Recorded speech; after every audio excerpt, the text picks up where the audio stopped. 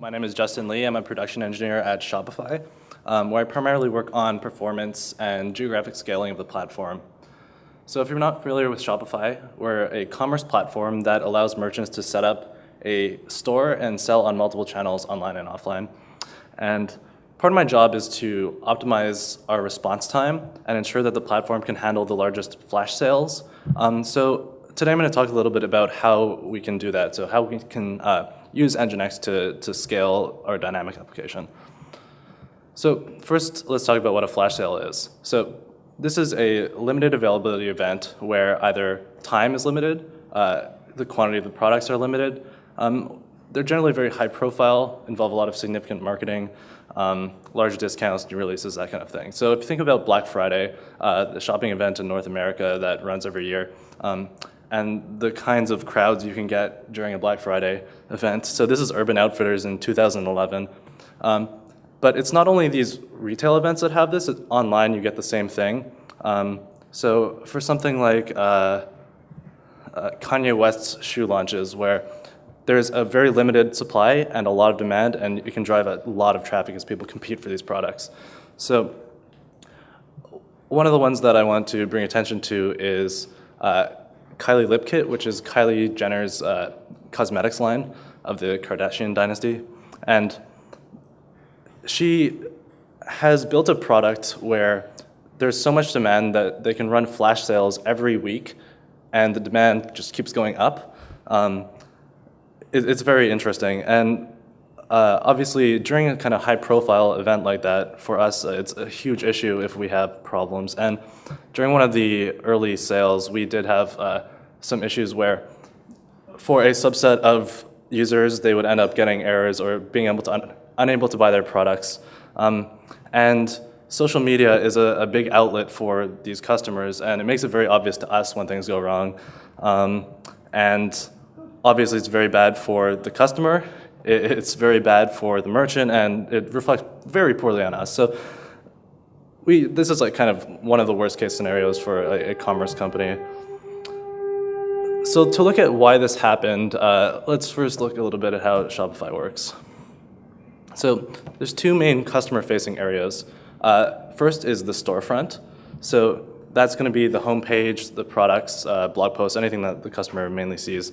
And that's just a regular request coming in through the load balancers, getting routed to a Rails server, and then if there's a cache page in Memcache, it can return that directly. Otherwise, it may synthesize the page out of the loading data from MySQL and some data from Memcache.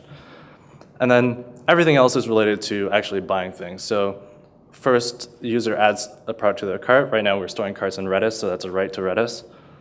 They click checkout. That's where they actually, or we actually go and create an object in MySQL that stores all the state for like addresses, payments, that kind of thing. So as they're updating that information, we're doing more writes to MySQL.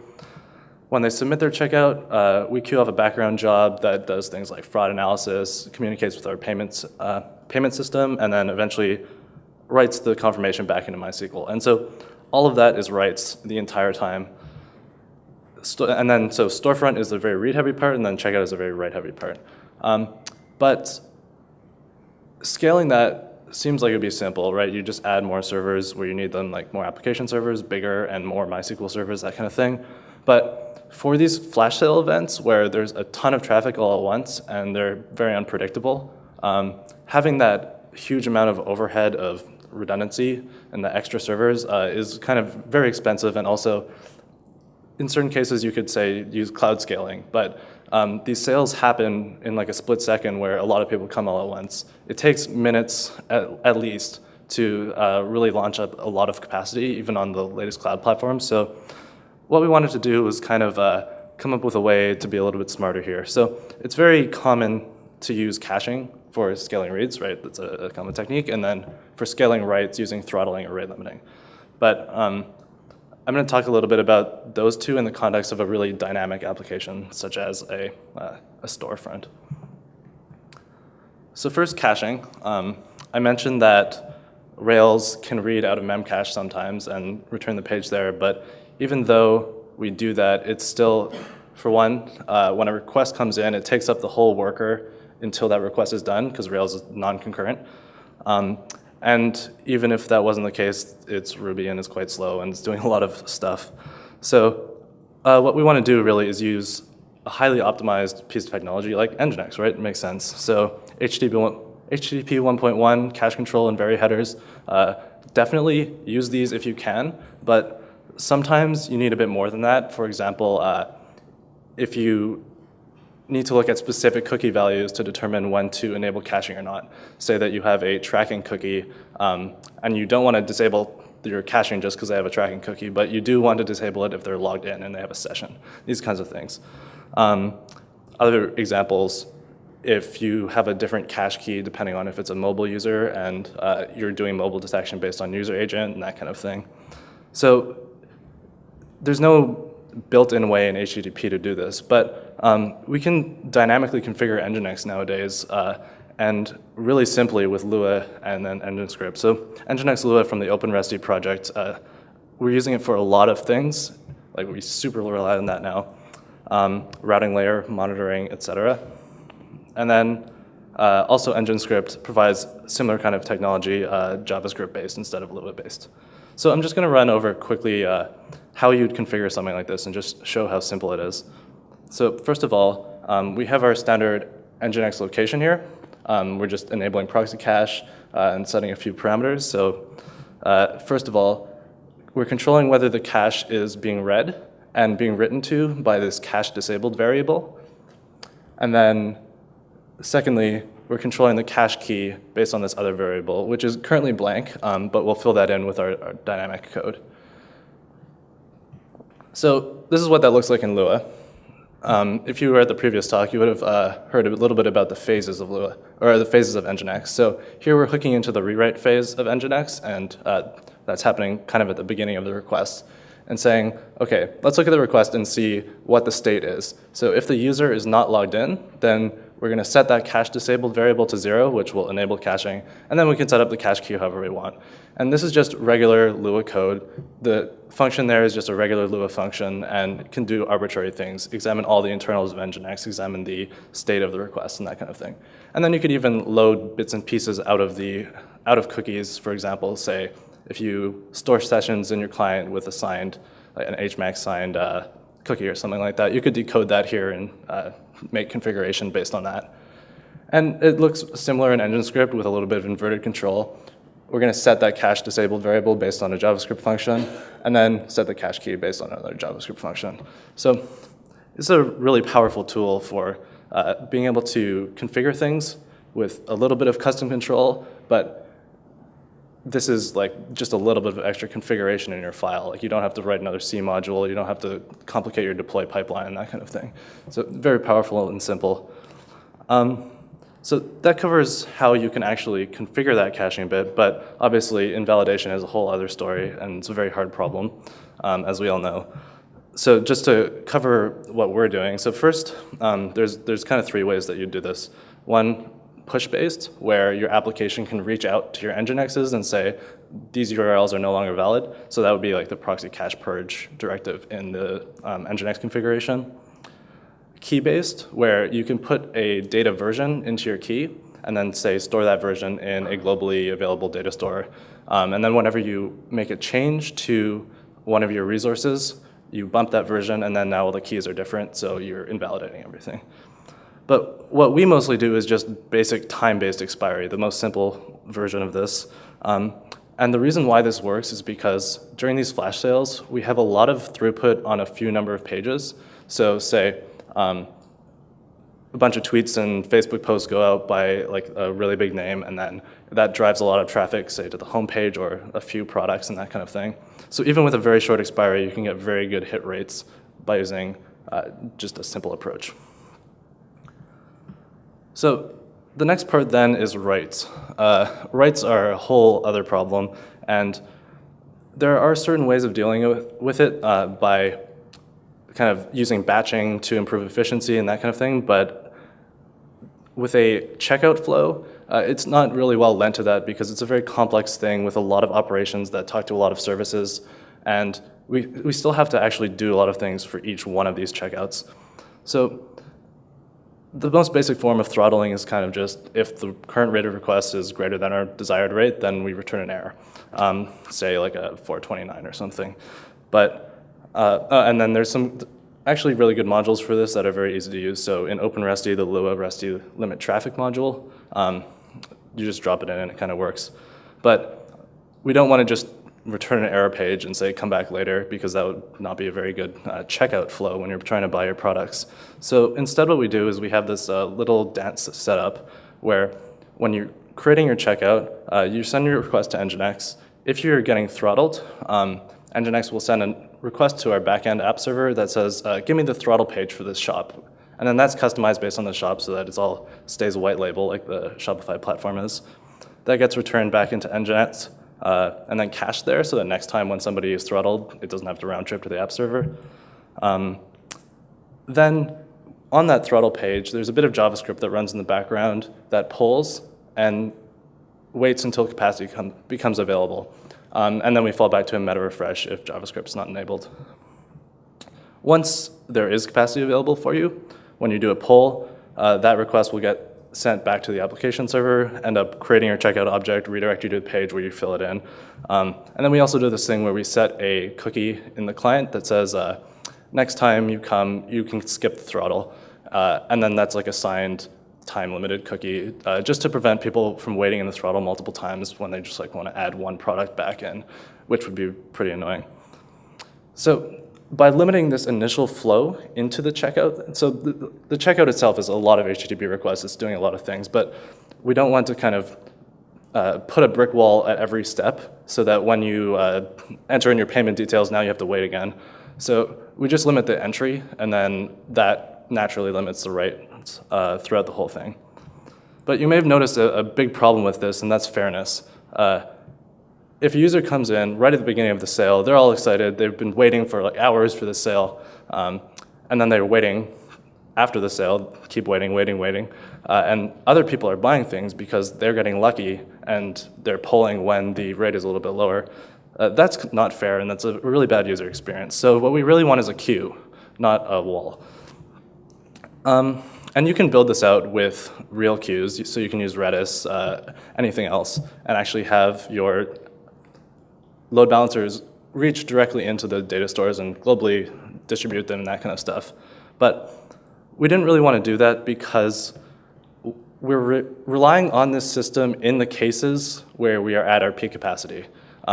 Any of this extra overhead and complexity that can possibly fail could lead to a cascading failure where we ruin a major sale and basically back to that worst case scenario.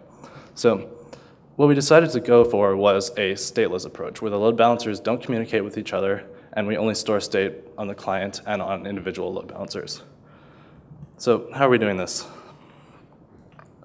First, we keep track of the time that a user enters the queue in a signed cookie on the client. Then whenever they pull, it sends that to the server and we can get that information there. Using that information, we can estimate how far behind we are in processing, and so we can call that like our current lag. And then we prefer clients who entered the queue earliest. So that can be defined as entered before now minus lag. So here's a little visual description of that, where all the way on the right is now, and all the way on the left is the clients who entered earliest. And so by setting lag to a particular value, we can kind of optimize for the amount of the beginning of the window that we want to allow through. By increasing lag and making that window smaller, we make our queue more accurate. By decreasing lag and making that window bigger, we get more utilization of the platform. So it's kind of that balance there. So it's not really a queue in the correct sense, but it's a statistically sort of accurate queue on that level where we get some out of orderness at the beginning, but you still get ordering between the beginning and the end, which is the important part for us. How do we actually figure out what to use for that value of lag? So when we change lag, we don't have a really good understanding of how that's going to change the rate of requests coming in. So we turn to a technique that's really common in engineering called feedback control. So in rockets, self-driving cars, or whatever, whenever you want to track an idealized value and have some kind of a system that has a lot of disturbances, but still keep that tracking accurate, you use this. Intuitive example is a thermostat. So if you think about the temperature that you set your thermostat to as the set point on that diagram, the thermometer that's in the thermostat as the sensor, then you take the difference of the real temperature and your ideal temperature.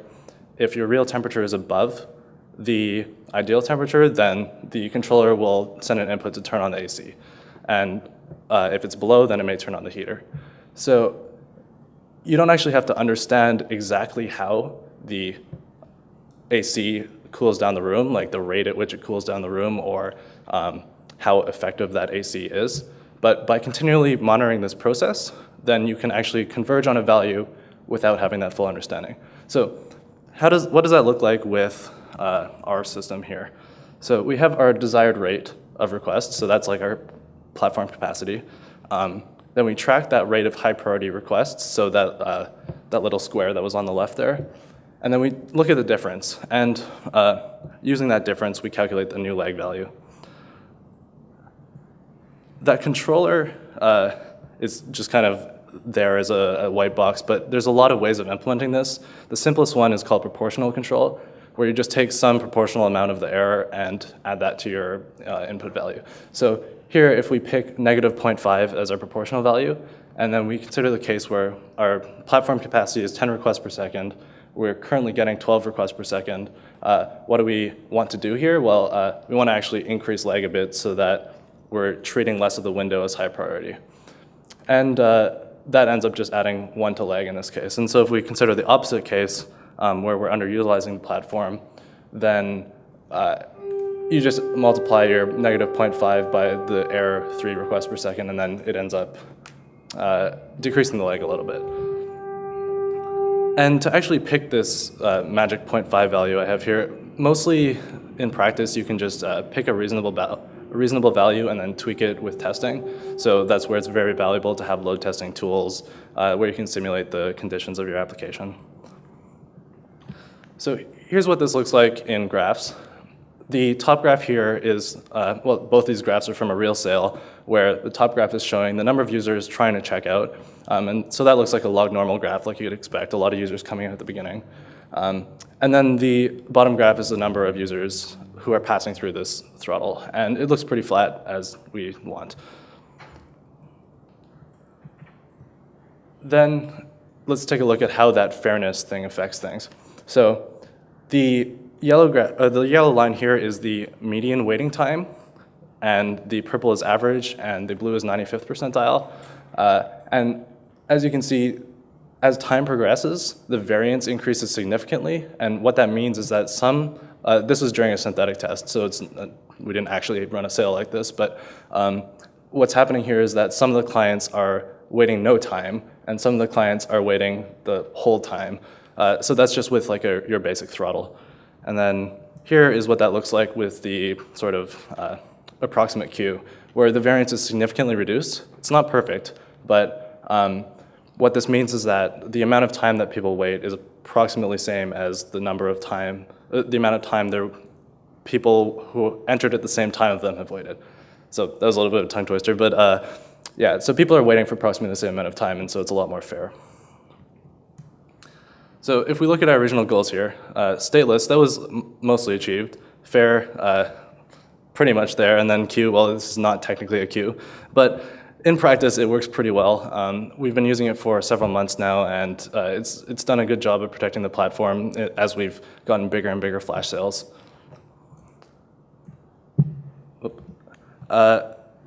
So as people are putting more and more logic into their load balancers, so like us, we do a lot of things there. We have a routing layer built in Lua and several other things. It becomes a problem to debug these things because with a load balancer, you have relatively few of these compared to your application servers. You don't really want to take one offline and fiddle with it, and also some problems can only be reproduced while running production traffic. And I want to talk about one of those that we ran into. So this is kind of our infrastructure layout here. So we have several points of presence represented by the larger squares there. And they each announce the same IP space and get anycasted to. For a given shard of shops, there is one active point of presence, and then the router will automatically determine, based on the shop domain, which one to send it to. So within each POP, we use ECMP routing to load balance between the load balancers. So each one of those POPs is getting about 50% of internet traffic, but then because all of the traffic needs to go to the active for that shard, then that one gets like 100% total.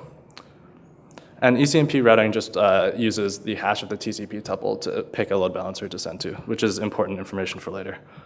So when we were rolling out our caching solution, and then we enabled it on any of the passives, it was fine, like the traffic didn't change. But when we enabled it on some subset of the load balancers in the active for a given shard, it unbalanced load significantly, which really confused us and made us really hesitant to continue rolling it out. So these numbers are actually pretty accurate. It was that much of a differential. And this is what it looks like on the chart here from when we were actually trying it. So when you see this on a chart, when you're just rolling out an innocuous change, it really scares you and makes you want to really understand it before you keep going. So it turns out what was happening was that the load balancers with the new proxy cache configuration were closing connections sooner.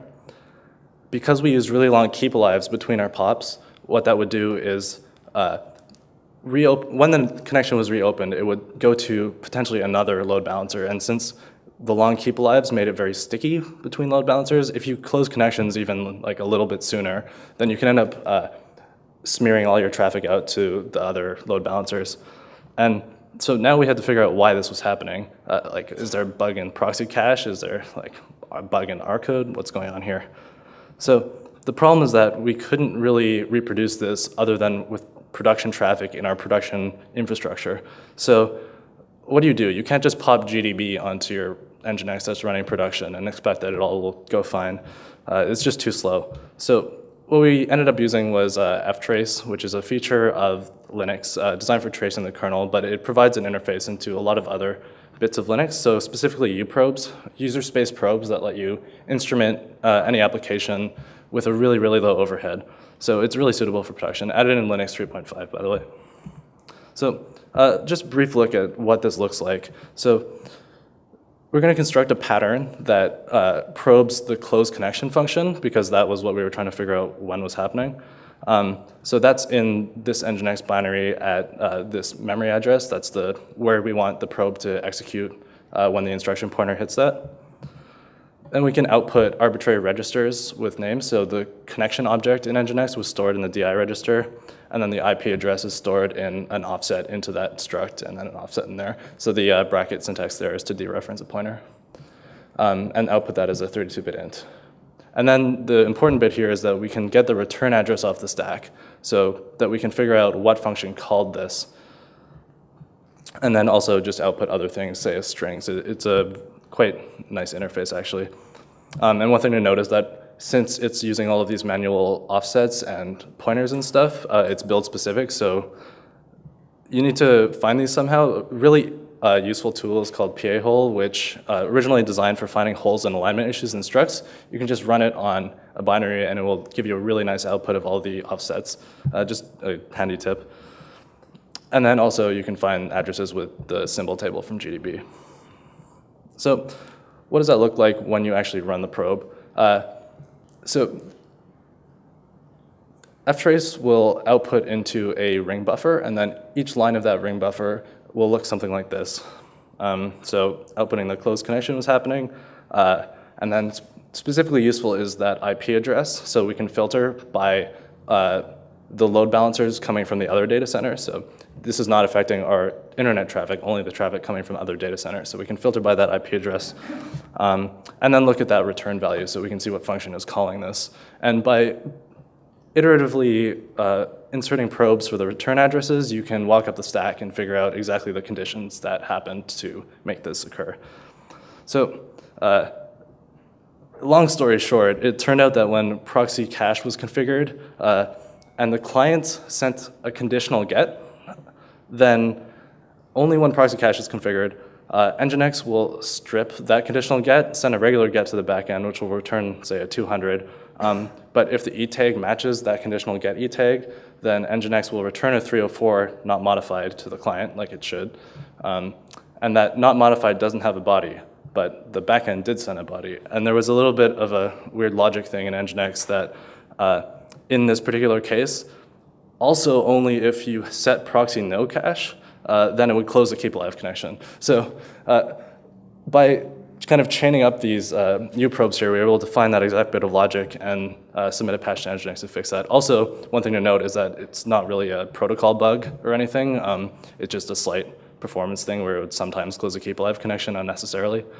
But yeah, after we did that, then that gave us the confidence to actually roll out our caching solution, and everything was good. So just to whet your appetite a little bit for more tools, eBPF is a really recent feature of the Linux kernel that lets you access all these trace point APIs and stuff from within bytecode that you can submit to the Linux kernel. And it does a lot more than that, but the really useful thing is just being able to instrument things in real time. And Brendan Gregg has built a lot of really cool tools on top of eBPF, so I recommend checking out his blog. If you really need a lot of control, you can use systemtab, which dynamically compiles a kernel module and inserts it, but obviously that has risks where you can crash the kernel. Perf is probably like the #1 tool to use for if you just need to like jump in somewhere and you're just starting out. You can access the tracepoint APIs. You can also use it for profiling, all sorts of great things. FTrace, probably most people know about for looking at system calls, and then TCP-dump lets you look at your connections and see what's going on there. So yeah, if any of this stuff has interested you, feel free to come talk to me after. Also, feel free to get in touch after the session and just ask any questions about the talk or whatever. Yeah, and I want to thank Emil Stolarski for working with me on these features and also providing a few of the slides. And yeah, thank you for attending.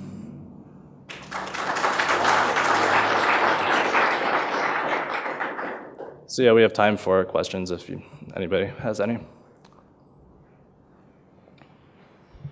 So during some of these flash sales where your customers are being waiting in the throttling period, can you give us some intuitive understanding how long is this for their user? I mean, is this 30 seconds or? Right, so yeah, the question was how long are users waiting in that throttling page? And that depends quite a bit on how unexpected the traffic is. But typically it's under 30 seconds is generally what it would be. But sometimes, like, that's only for in the worst cases where this thing actually gets activated. In most cases, this system is never actually used. Well, yeah, it's pretty extreme when this has to happen. What do they see? Right, yeah. It's customized for each shop. So for example, on the Kylie Cosmetics shop, for one promotion, they had a certain video, so it was able to pop up that video and then show a little spinner and tell them to wait in line and not leave the page and that kind of thing. So it depends on the shop, and it also depends if the customer is a Plus customer, depending on they'll be able to customize certain things. But yeah, it's very white label, and also we tend to just say, like, you're waiting in line, because that's really what's going on. And people understand that because they're used to waiting in line at stores. So it's very intuitive, right? And it is actually the same thing. We don't have enough cashiers to process you, so please wait. So how many $4.99s do you see when you do that? Well, so since it's they're sitting on a static HTML page that's just submitting JavaScript polls in the background, there's no like long-lived connections. Like $4.99 is not an issue here. Yeah. On the patch that you submitted for the rare occasion when Ecolab connection was closed, what was your actual increase from submitting that patch? Increases in the amount of code added? Well, what kind of throughput change did you see? Oh, so that actually, from a performance standpoint, doesn't really change anything, because the frequency at which this was occurring, because we were just like testing our proxy cache thing, the frequency at which it was occurring was really low. So it was going from, say, a keep alive connection from another data center lasting maybe like 4 minutes to lasting 3 minutes, right? So the percentage change in connections on that keep live connection is like almost the same. You just have one extra request that has to handshake.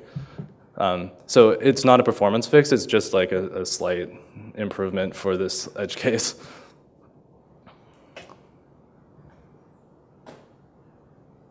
Okay, well, thank you for attending.